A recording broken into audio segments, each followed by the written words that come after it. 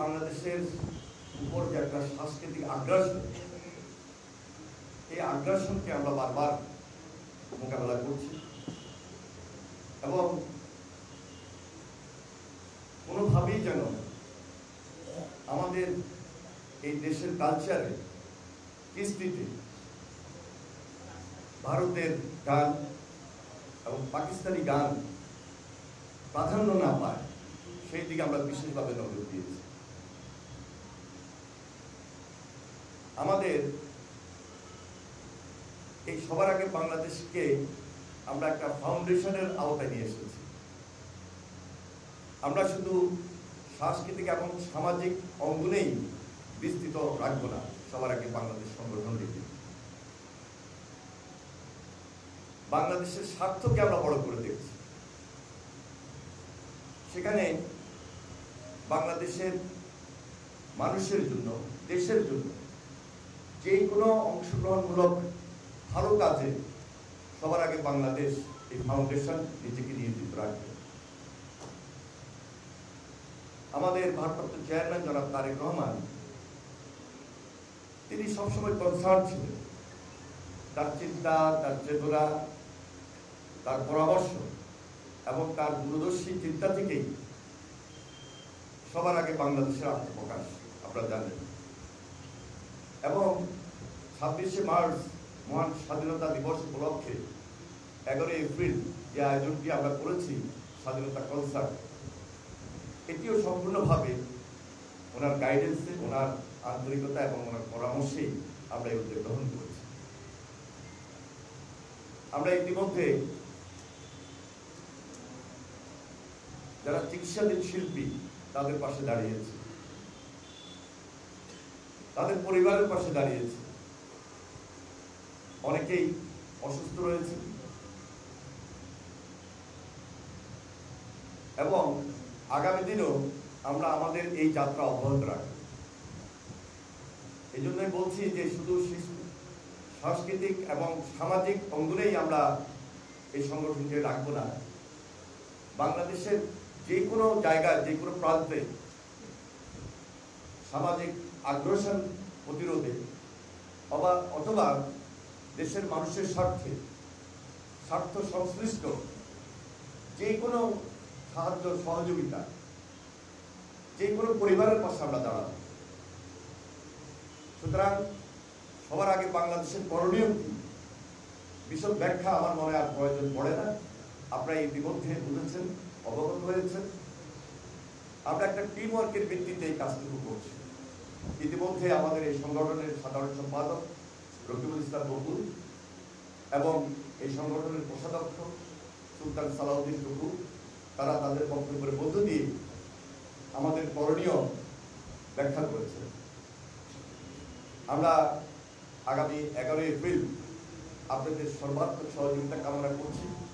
বিশেষ করে প্রিয় সাংবাদিক ভাইয়েরা, আপনারা যারা উপস্থিত হয়েছেন, print media, electronics media, social media সহ অনলাইন অ্যাক্টিভিস্ট যারা রয়েছে এবং এই সমাজের গুণী ব্যক্তিত্ব, প্রশাসনে যারা দায়িত্বশীল রয়েছেন, আইন শৃঙ্খলা রক্ষায় যারা রয়েছেন, আমি সকলের সহযোগিতা কামনা করছি এবং করব।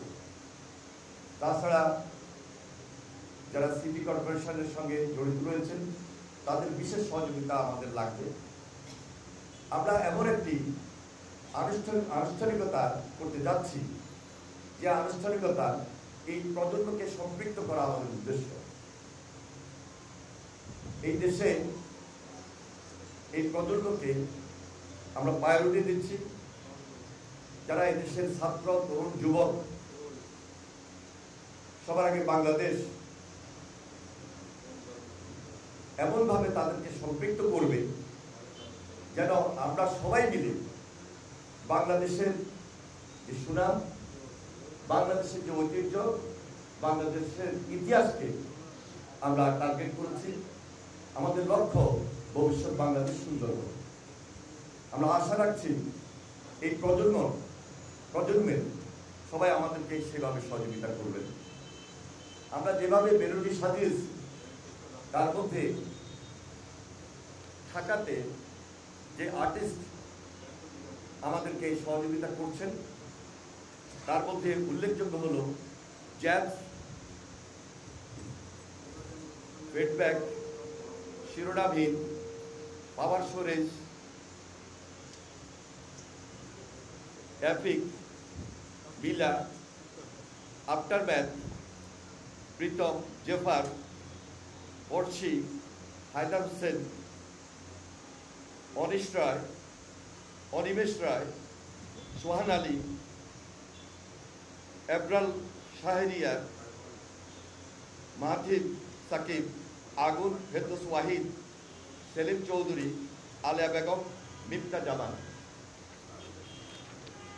চট্টগ্রাম ভেন্যুতে আমরা যাদেরকে এঙ্গেজ করছি, যাদের সহযোগিতা আমাদের বিশেষ প্রয়োজন হবে, যারা ব্যান্ডের মধ্য দিয়ে গান পরিবেশন করবেন: মাইলস, সোলস, আর্ক, লালন, অ্যাশেস, সাবকনসিয়াস, বে অফ বেঙ্গল, মেট্রিক্যাল, তীরন্দাজ, নাটাই, ইমরান, কুনাল, চিস্তিবাবু, তাসনিম, আনিকা, সালমা, রায়হান, শুভ্র, মৌসুমী, ইথুন বাবু এবং ঋতুরাজ। বগুড়ায় যে আর্টিস্টরা উপস্থিত থাকবেন, ব্যান্ড পরিবেশন করবেন: আর্টসেল, অ্যাভয়েড রাফা, different touch, Mizan, MMB, Vikings,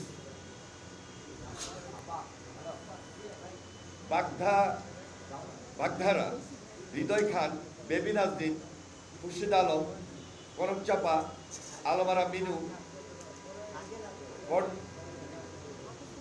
কমিয়া, আর্নিক, লুইফা, caged, রাব্বি, হাসিব, রাজীব এবং মাহিন।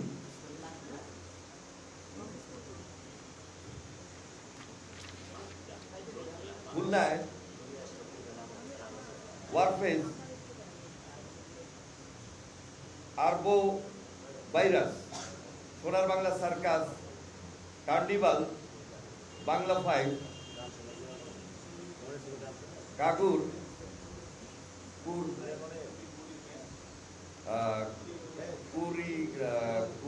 কুড়েঘর,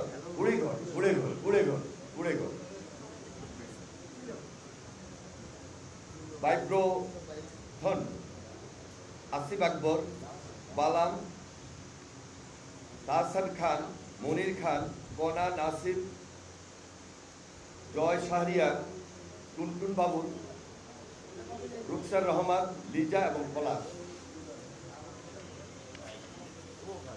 তার মধ্য দিয়ে আমরা সবাইকে সম্পৃক্ত করতে যাচ্ছি। এটা হলো ব্যান্ড শিল্পী।